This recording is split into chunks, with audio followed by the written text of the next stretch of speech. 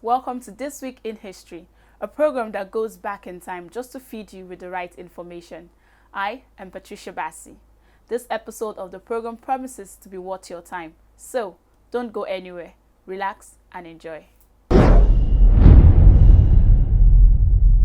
June 13, 2000. In Nigeria, a national strike ended after the government agreed to a substantial reduction in the 50% increase to fuel prices.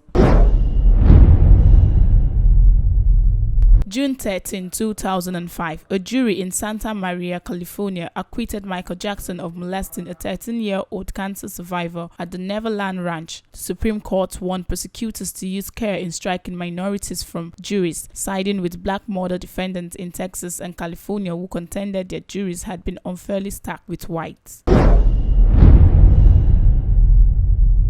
June 13, 2006, Obasanjo met with Cameroonian President Paul Biya and Secretary General of the United Nations Kofi Annan in New York City to resolve a dispute over Bakassi. On this date, the two parties signed an agreement settling a decades-old, sometimes violent border dispute over the oil-rich Bakassi Peninsula, following intensive mediation over the weekend by United Nations Secretary General Kofi Annan, seeking to avert a potential crisis flashpoint in already troubled West Africa.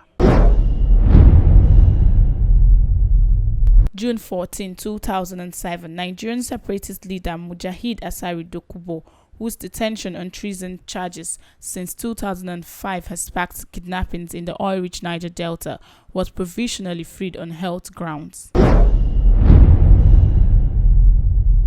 June 15, 1920, 3 African Americans were lynched in Duluth, Minnesota by a white mob of 5,000. Max Mason, who was in Duluth with a traveling circus, was one of several black men accused of raping a white woman in the city. 3 men, Isaac McGee, Elmer Jackson, and Elias Clayton, were lynched as a result. Mason was the only one convicted and sentenced to 30 years in prison. However, the doctor who examined the accused never found evidence of rape. Mason was released from prison in 1925 on the condition that he will not return to Minnesota for the next 16 years. June 15, 1999. In Mexico, a 6.7 earthquake killed at least 12 people in Puebla. The death toll rose to 19 and 4,000 people were forced from their homes. June 15, 2009, armed militants in Nigeria's Niger Delta claimed more attacks against facilities run by U.S. oil giant Chevron and won favor against letting the country host the Under-17 World Cup tournament. June 16, 2006, in southeast Nigeria, at least 6 people were killed in the city of Onitsha when a feud between a separatist group and a transport union degenerated into street battles. June 17, 2009, Royal Dutch Shell said it had deferred shipment of crude oil from its Nigerian Forcados export terminal for 2 months due to delays in repairing a key pipeline damaged by vandals.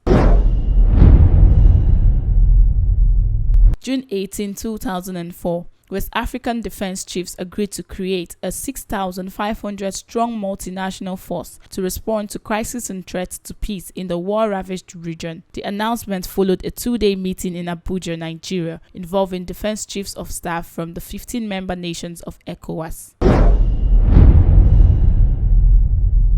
June 19, 2006. Clashes between the banned movement for the actualization of the sovereign state of Biafra, a separatist group, and police were reported to have left several people dead at the weekend.